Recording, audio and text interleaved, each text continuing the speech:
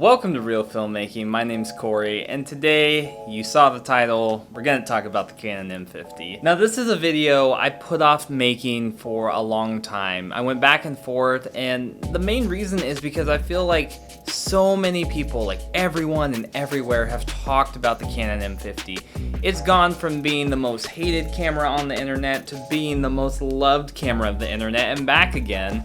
And so many people have done like intense tech breakdowns of the camera and specs and all that sort of thing.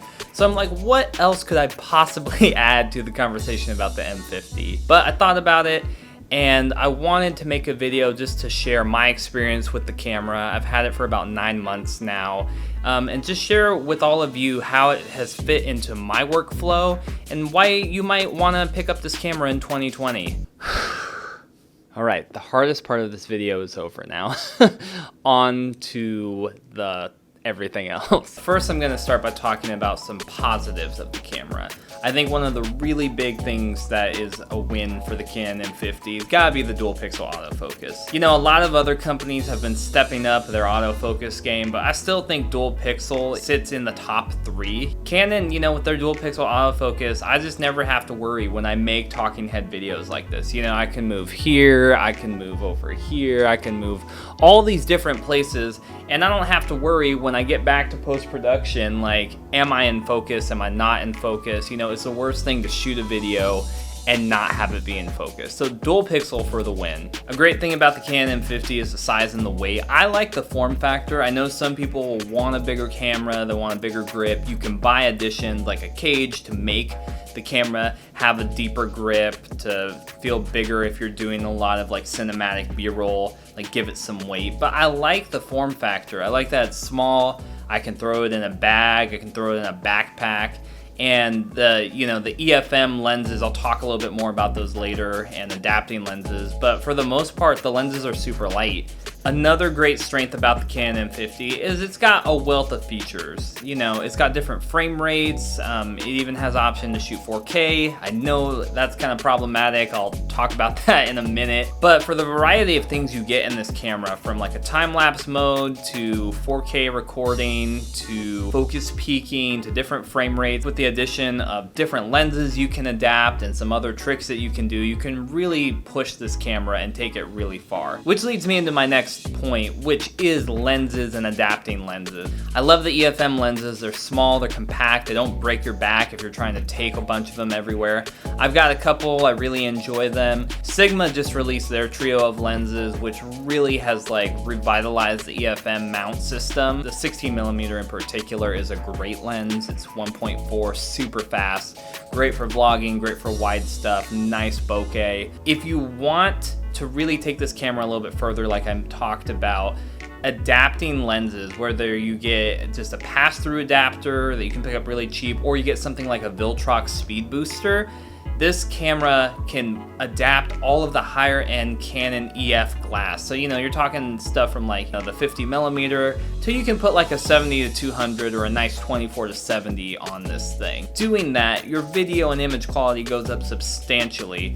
I will always be an advocate for specs do not determine what a camera can do, and especially when you pair it with the right lens and you know what you're doing, you can get some awesome results, and the Canon M50 is no exception. When I look at investing in a camera, it's not just about, oh, this camera has a lot of cool features, it can do these things. I'm looking at the whole ecosystem I'm getting into. What lenses are available to me? Can I adapt lenses? What is that going to do for me? Is there possibilities for me to grow in the future? I'm thinking about all those different things, and the Canon M50 honestly is a really good camera, like I said, that you can grow with because of all these different things I'm talking about. So now some of the downsides to the Canon M50 that I have found. The 4K, I mentioned it earlier.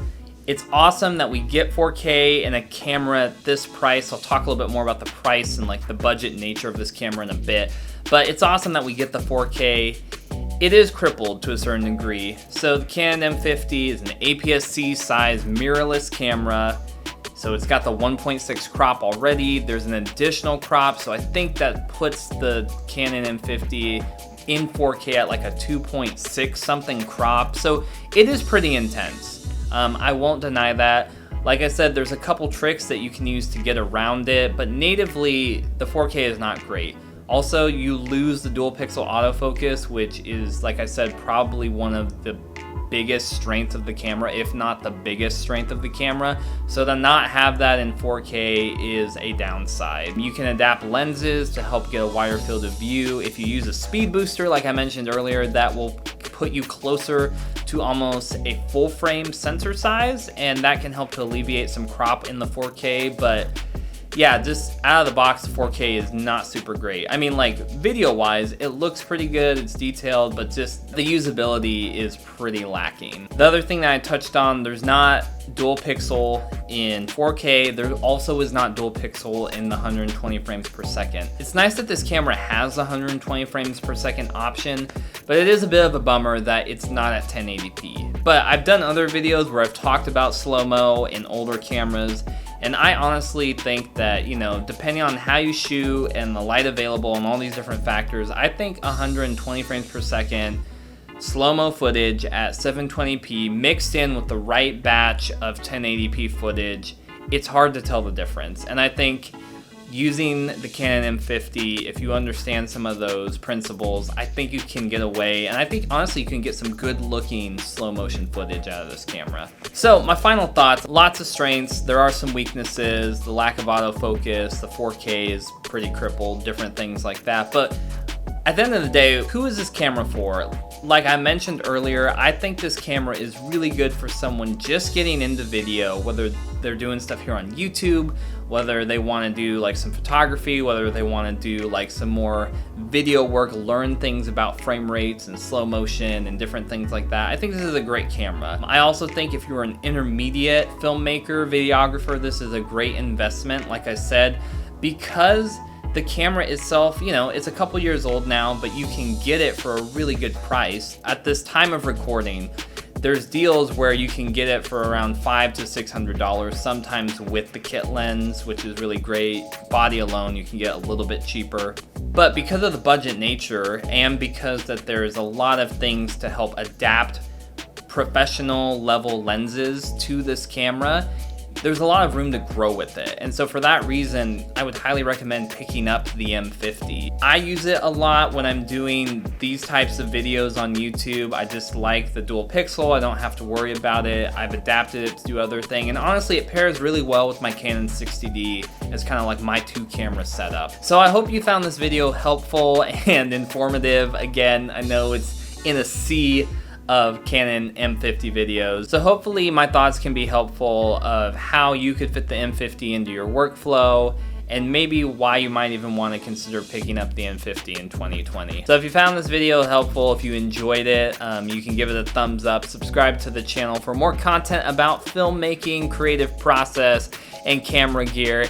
And as always, keep making movies and watching movies, and I'll see you next time on Reel Filmmaking.